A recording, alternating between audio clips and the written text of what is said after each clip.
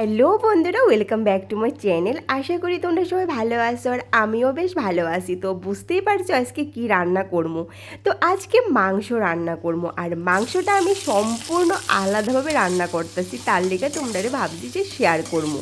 প্রথমেই তো দেখতে পারছো মাংসটা আমি ধুইয়া লাইছি, আলুও কাইটটা সেটা ধুয়ে টুয়ে রাখা দিয়েছি, আর পেঁয়াজও কুচি করে রাখা কড়াইতে তেল গরম হওয়াতে আমি কুচি করাই না পেঁয়াজটা দিয়ে সেটা ভালো করে সেটা ভাজতে লাইছি। একটু ভাজা হওয়ার পরে আমি এখানে ধোয়াই না মাংস আর আলুটা একসাথেই আমি দিয়া লাইছি। তো এখানে দিয়ে দিতেছি হলুদের গুঁড়া আর সামান্য পরিমাণে লবণ। অন্য সময় তোমরা দেখো কি প্রথমে আমি পেঁয়াজ সম্বাসটা দিয়া মশলাটা আগে দিয়ে দিই, মানে যা পেস্ট করা মশলা থাকে বা গুঁড়া মশলা থাকে সবগুলো আমি ভালো করে সেটা ভাইজা লাইলে মশলার থেকে যখন তেল ছাইড়া দেয় তখন আমি মাংস আর আলু দিয়া লাই।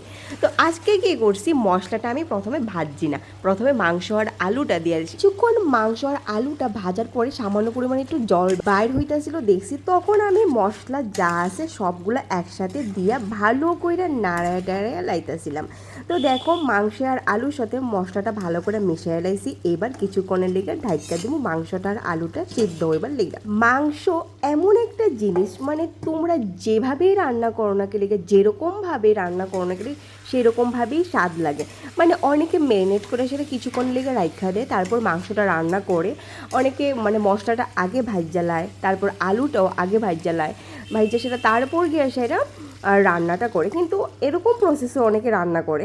মাংস অনেকে আবার আগে থেকে ভাজ্যা তুলে রেখে দেয়, রেখা সেটা তারপর আবার মশলাটা ভাজ্যা সেটা তারপর মাংস রান্না করে। তো যাই হোক আজকে আমি এরকমভাবে রান্না করছি। তো কথা কইতে কইতে মাংসটা কষানো হয়ে গেছে, আলু মাংস পুরো মোটামুটি সিদ্ধ হয়ে গেছে। তারপর আমি সামান্য পরিমাণে জল দিয়ে সেটা এবার আরও কিছুক্ষণের দিকে ঢাইকা দিছিলাম, দিয়ে সেটা দেখো মোটামুটি হয়ে গেছে। তো এইবার গরম মশলাটা দিয়ে সেটা লামাইলাম। আর মাংসতে অল্প পরিমাণে ঝোল না থাকলে ভালোও লাগে না, আর যে পরিমাণে ঝোলটা আছে মাখা মাখা গায়ে মাখা মাখা, আলুটা বাকিটা শুকায় নেব। তো যাই হোক আমি এবার গরম মশলা দিয়ে লাইছি, এবার নামাইলামও।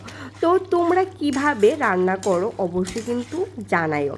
তো বাইরের দিকে প্রচণ্ড বৃষ্টি পড়তেছিল। প্রথমে ভাবছিলাম যে অল্প মাংস মানে ভর্তা করবো, মানে চিকেন ভর্তা করবো, ঘরে আটা আসছিল রুটি করবো, কিন্তু তারপর আর ভাল লাগতেছিল না, তার লেগে ভাবছি যে না একবারে তরকারি করে লাই। তো যাই হোক কথা কইতে কইতে এদিকে দেখো আমার রান্না পুরাটা কমপ্লিট হয়ে গেছে গা।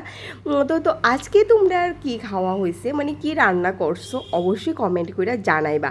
তো চলো এবার খাইবার পালা। তো এবার আমি দেখো লয়ে লাইছি মাংস আর ভাত। অলসতার কারণে আমি লেবুও কাটছি না আর পেঁয়াজও কাটছি না, তাই শুধু ভাত আর মাংস ডিরেক্ট লয়ে লাইছি, লিয়া খাইতে বইয়া গেছি গা। দেখো বাড়িতে যখন মাংস রান্না হয় তখন ক্ষুদাও তাড়াতাড়ি লেগে যায়। তো যাই হোক আমার রান্না কমপ্লিট হওয়ার পরে সঙ্গে সঙ্গে ভাত খাই লাইছি। দেখা হইতেছে নেক্সট ভিডিওতে। তোমরা সবাই ভালো থেকো, আপাতত টাটা।